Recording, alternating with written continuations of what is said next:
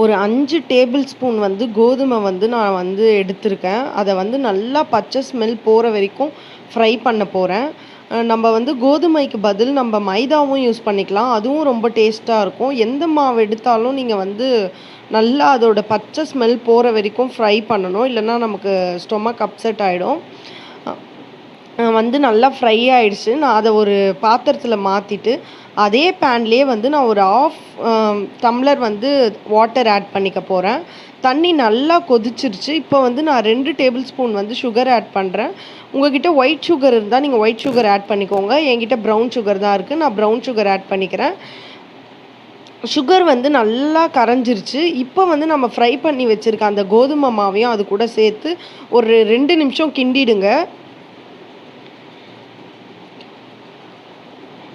நீங்கள் வந்து இதில் தண்ணிக்கு பதில் பாலும் ஆட் பண்ணிக்கலாம். ஆஃப் பண்ணி எடுத்துருங்க. நல்லா ரூம் டெம்பரேச்சர் வர வரைக்கும் வெயிட் பண்ணுங்கள். ரூம் டெம்பரேச்சர் வந்தோடனே அதை வந்து ஒரு மிக்ஸி ஜாரில் வந்து நம்ம மாற்றிக்கலாம். எனக்கு பால் பிடிக்காதுன்னு நான் தண்ணி ஆட் பண்ணியிருக்கேன். ஒரு மாம்பழம் வந்து நான் கட் பண்ணி வச்சுருக்கேன். அதையும் வந்து அந்த மிக்ஸி ஜார்லேயே ஆட் பண்ணிட போகிறேன். ரொம்ப தண்ணியாக நீங்கள் அரைச்சிடாதீங்க. நம்மளுக்கு குச்சி ஐஸ் மாதிரி வந்துடும். ஐஸ்கிரீம் கன்சிஸ்டன்சி வராது.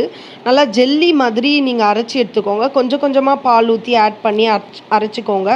அதை வந்து ஒரு பாத்திரத்தில் மாற்றி நான் வந்து ஒரு 3 hours வந்து ஃப்ரிட்ஜில் வைக்க போகிறேன். இப்போ டைம் வந்து 8:30 ஆகுது.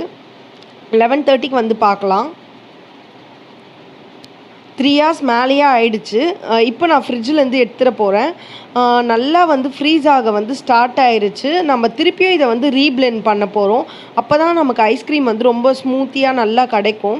பிளெண்ட் பண்ணிட்டேன். திருப்பி அதே பாத்திரத்துலேயே நான் ஊற்றி ஒரு நைட்டு ஃபுல்லாக நான் வந்து ஃப்ரீசரில் ஸ்டோர் பண்ண போகிறேன். மார்னிங் ஆயிடுச்சு. நான் எடுத்துட்டேன். ஓப்பன் பண்ணி பார்த்துடலாம்.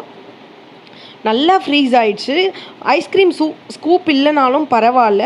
ஒரு கரண்டி எடுத்துக்கோங்க, குழி கரண்டி. அதுலேயே நம்ம ஸ்கூப் பண்ணி எடுத்துடலாம். ரொம்ப நல்லா வந்திருக்கு ஐஸ்கிரீம். நீங்கள் கண்டிப்பாக ட்ரை பண்ணி பாருங்கள். ரொம்ப ஈஸியான எல்லார் வீட்லேயும் இருக்க பொருட்கள் வச்சே நம்ம ஐஸ்கிரீம் வந்து செஞ்சிடலாம். கண்டிப்பாக ட்ரை பண்ணி பாருங்கள். இந்த வீடியோ உங்களுக்கு பிடிச்சிருந்ததுன்னா லைக் பண்ணுங்கள், ஷேர் பண்ணுங்கள். என் சேனலை ஃபஸ்ட் டைம் பார்க்குறதா இருந்தால் மறக்காமல் சப்ஸ்கிரைப் பண்ணுங்கள். தேங்க்யூ.